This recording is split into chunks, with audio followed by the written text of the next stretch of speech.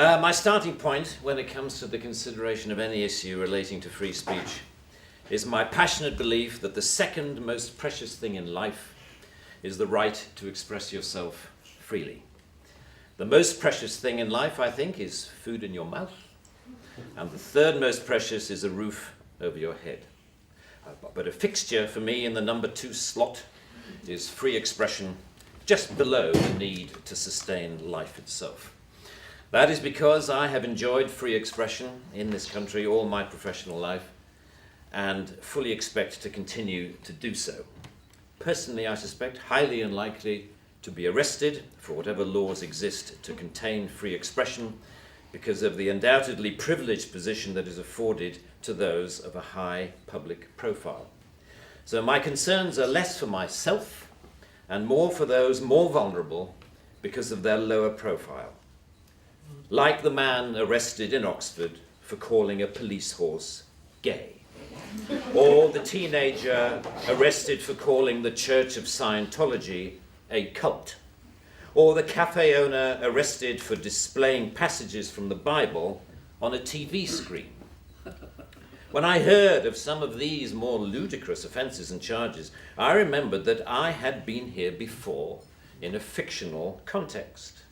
I once did a show called Not the 9 O'Clock News some years ago, and we did a sketch where Griff Rhys-Jones played Constable Savage, a manifestly racist police officer to whom I, as his station commander, is giving a dressing down for arresting a black man on a whole string of ridiculous, trumped-up and ludicrous charges.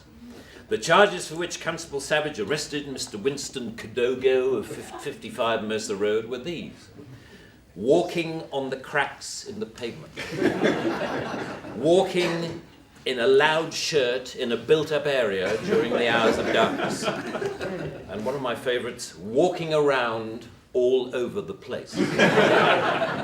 He was also arrested for urinating in a public convenience and looking at me in a funny way. Who would have thought that we would end up with a law that would allow life to imitate art so exactly? I read somewhere a defender of the status quo claiming that the fact that the gay horse case was dropped after the arrested man refused to pay the fine, and that the Scientology case was also dropped at some point during the court process, was proof that the law was working well, ignoring the fact that the only reason these cases were dropped was because of the publicity that they had attracted. The police sensed that ridicule was just around the corner and withdrew their actions. But what about the thousands of other cases that did not enjoy the oxygen of publicity, that weren't quite ludicrous enough to attract media attention? Even for those actions that were withdrawn, people were arrested, questioned, taken to court, and then released. That isn't a law working properly. That is censoriousness of the most intimidating kind, guaranteed to have, as Lord Deer says, a chilling effect on free expression and free protest. Parliament's Joint Committee on Human Rights summarised, as you may know, this whole issue very well by saying, while arresting a protester for using threatening or abusive speech may, depending on the circumstances, be a proportionate response, we do not think that language or behaviour that is merely insulting should ever be criminalised in this way. The clear problem with the outlawing of insult is that too many things can be interpreted as such. Criticism is easily construed as insult by certain parties. Ridicule easily construed as insult. Sarcasm, unfavourable comparison, merely stating an alternative point of view to the orthodoxy can be interpreted as insult. And because so many things can be interpreted as insult, it is hardly surprising that so many things have been, as the examples I talked about earlier show. Although the law under discussion has been on the statute book for over 25 years, it is indicative of a culture that has taken hold of the programs of successive governments, that with the reasonable and well-intentioned ambition to contain obnoxious elements in society, has created a society of an extraordinarily authoritarian and controlling nature. It is what you might call the new intolerance, a new but intense desire to gag uncomfortable voices of dissent. I am not intolerant, say many people, say many softly spoken, highly educated, liberal-minded people. I'm only intolerant of intolerance. And people tend to nod sagely and say, oh yes, wise words, wise words. And yet if you think about this supposedly inarguable statement for longer than 5 seconds, you realize that all it is advocating is the replacement of one kind of intolerance with another, which to me doesn't represent any kind of progress at all. Underlying prejudices, injustices, or resentments are not addressed by arresting people. They are addressed by the issues being aired, argued, and dealt with, preferably outside the legal process. For me, the best way to increase society's resistance to insulting or offensive speech is to allow a lot more of it. As with childhood diseases, you can better resist those germs to which you have been exposed. We need to build our immunity to taking offense so that we can deal with the issues that perfectly justified criticism can raise. Our priority should be to deal with the message, not the messenger.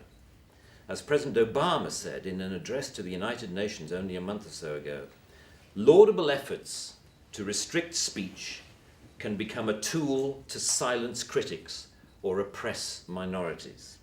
The strongest weapon against hateful speech is not repression, it is more speech.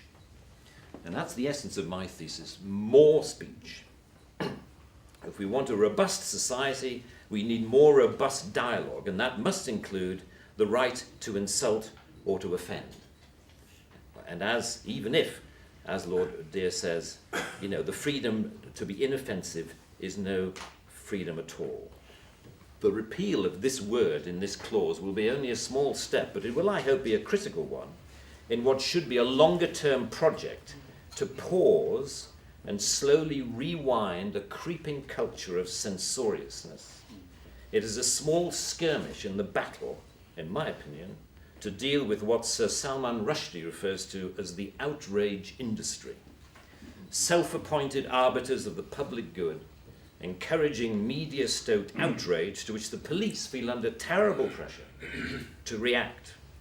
A newspaper rings up Scotland Yard. Someone has said something slightly insulting on Twitter about someone who we think a national treasure. What are you going to do about it? And the police panic and they scrabble around and then grasp the most inappropriate lifeline of all, Section 5 of the Public Order Act, that thing where you can arrest anybody for saying anything that might be construed by anyone else as insulting. They don't seem to need a real victim. They need only to make the judgment that somebody could have been offended if they had heard or read what has been said. The most ludicrous degree of latitude. The storms that surround Twitter and Facebook comment have raised some fascinating issues about free speech, which we haven't really yet come to terms with. Firstly, that we all have to take responsibility for what we say, which is quite a good lesson to learn. But secondly, we've learned how appallingly prickly and intolerant society has become of even the mildest adverse comment. The law should not be aiding and abetting this new intolerance. Free speech can only suffer if the law prevents us from dealing with its consequences. I offer my wholehearted support to the Reform Section 5 campaign. Thank you very much.